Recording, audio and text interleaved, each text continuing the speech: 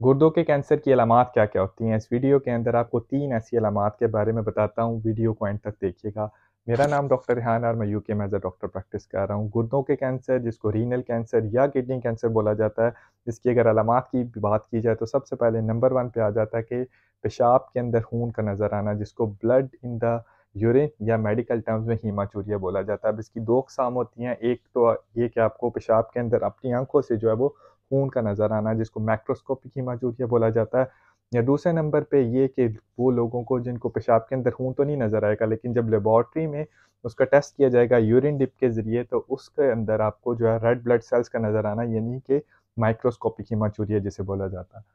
दूसरे नंबर पे आ जाते हैं इन मरीज़ों के अंदर पसलियों के नीचे दाईं जानिब या बाईं जानिब जहाँ पे आपके गुर्दे होते हैं उस जगह पे दर्द का रहना और इस दर्द की कोई और वजह का ना होना और इस दर्द का मुसलसल रहना। तीसरे नंबर पे अगर आ जाए तो पसलियों के नीचे दाईं जानिब या बाईं जानिब जहाँ पे आपके गुर्दे होते हैं, उस जगह पे कोई सूजन, स्वेलिंग या लम्प का महसूस होना और उसकी कोई और वजह का ना पता होना।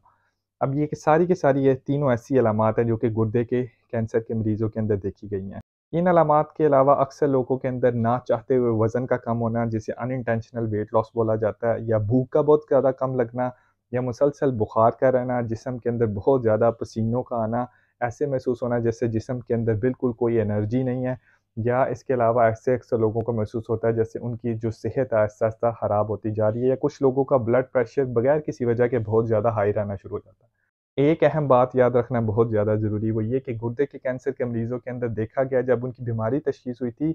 आधे मरीज़ ऐसे थे जिनके अंदर कोई भी ऐसी अलामात नहीं थी और वो अपने डॉक्टर के पास किसी और वजह से गए थे कि और उनके ब्लड टेस्ट और स्कैन के ऊपर पता चला कि उनको रीनल कैंसर या गुर्दों का कैंसर है। क्योंकि ये जो मैंने आपको अलामात बताई हैं इनमें से बाज़ ऐसी अलामात हैं जो कि पेशाब की नाली के इन्फेक्शन या गुर्दों के इन्फेक्शन की वजह से भी हो सकती हैं। बाज़ औक़ात जो है ये पत्थरी की वजह से भी ऐसी अलामात आ सकती हैं। लेकिन अगर किसी को ये अलामात हो, इसकी कोई और वजह ना हो और ये अलामात लंबे अरसे से रह रही हैं, तो ज़रूर अपने करीबी डॉक्टर से रुजू करें ताकि अगर ये अलामात हैं, तो उसको जल्दी तशख़ीस किया जा सके।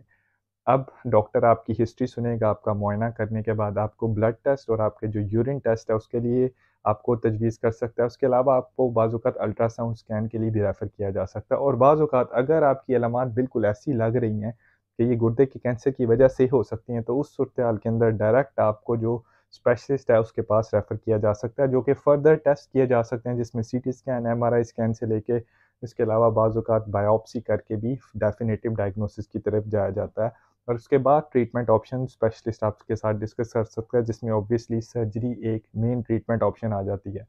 इस बीमारी की जल्दी तशख़ीस करना बहुत ज़्यादा ज़रूरी है। अब किडनी कैंसर के होने के चांसेस किन लोगों को ज़्यादा होते हैं? अब वो लोग जिनकी फैमिली में पहले किसी को रीनल कैंसर या किडनी कैंसर था यानी जेनेटिक्स बहुत इंपॉर्टेंट रोल प्ले करती है। दूसरे नंबर पे वो आ जाता है कि वो लोग जिनका वज़न ज़्यादा है यानी ओबेसिटी एक बहुत इंपॉर्टेंट रिस्क फैक्टर आ जाता है, इसके अलावा स्मोकिंग आ जाता है। उम्मीद है इस वीडियो से आपको गुर्दों के कैंसर की अलामात के बारे में ज़रूरी इन्फॉर्मेशन ज़रूर मिली होगी। अगर आपको वीडियो अच्छी लगे तो ज़रूर दूसरे लोगों के साथ शेयर कीजिए और मेरे चैनल को फॉलो और सब्सक्राइब कर लीजिए।